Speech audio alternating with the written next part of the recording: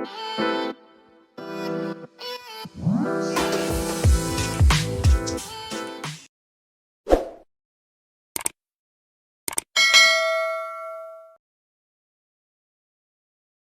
just got one more question I really want to ask Jamie on the topic of allocation for client managers. Jamie, I know at Sky, and you've shown me a couple of times, and it's awesome, but I know at Sky you've invested a lot of resources and time in building out like your systems and software. Do you have any tips on the tools and software that you've used to manage client portfolios, especially when you're splitting them up between client managers and assistant client managers? And how do these help you direct the traffic flow through the practice? Yeah, thanks, Tim. I think, look, at a really basic level, when you're moving towards building these teams, and particularly,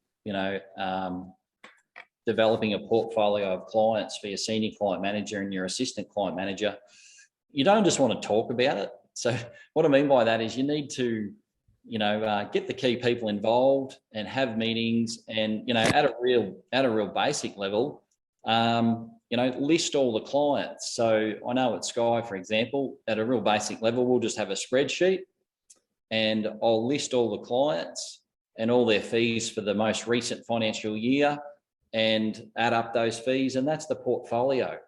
So just be very specific and direct, and that way you can put in your system. So whether it's Handysoft or Xero Practice Manager or iFirm, whatever software you use, then you can update the database in there, and they're all the systems are a little bit different, but they definitely have fields for you to put, who the account manager is. So they might have different names, but you've got to go into your system. And there's an example, for example, in video 5.3 in the Vault, and there's just some screenshots there of how to, put the client manager's name attached to that particular client.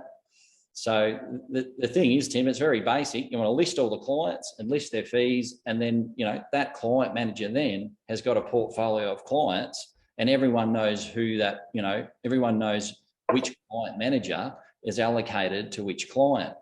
So you've really got to get down to the detail so that no one's guessing what's going on.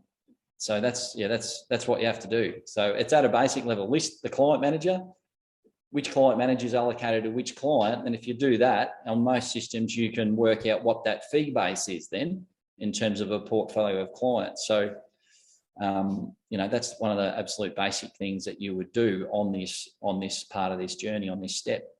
Yeah, that's great. No, thanks for that. It seems really simple. A lot of the stuff is simple, but I guess it's all in execution that takes leadership, and it's simple when you know what to do, but yeah, finding out what to do was very hard before I met you guys and the whole system. So I guess before we finish, is there any like final points, Ed and Jamie, from yourselves on the topic, just to takeaway points? Last minute. I could probably start. Look, it's not an exact science. Okay, so the mistake that people make is that they think it's an exact science. Well, people are not an exact science, and there's slight differences constantly, and it doesn't fill it. There's no square peg for a square hole. So don't get too caught up. You've got to break it into short term, medium term, long term. So short term is you've got the team that you have, and you make do as best you can to fit them into the role. The medium term is you're working on them to get to that ideal situation in the long term. And it may take you a year, 2 years, 5 years, 8 years to get to the long-term position, which is what you see in front of you. But don't stress out in the middle, in the short term and medium term as you're building this. As long as you have at the back of your mind, this is where I want to end up, as best as we can. And you won't be able to get it 100%. If you can get it to 80%, you're doing extremely well. It's not perfection we want, it's momentum. Yeah, great. Thanks for that, Ed. Yeah. And Jamie, any from yourself as well? Yeah, the only comment I'd make is it's just about leadership again. The biggest barrier I had was myself.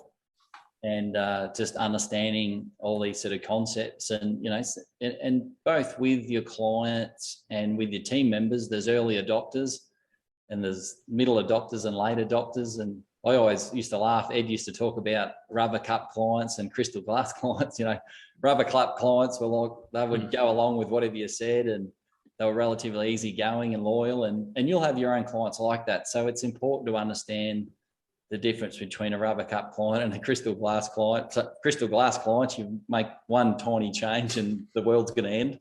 So you just need to understand people in that sense, and then, you know, you can lead people through the changes that you want to make, and come out the other side successful.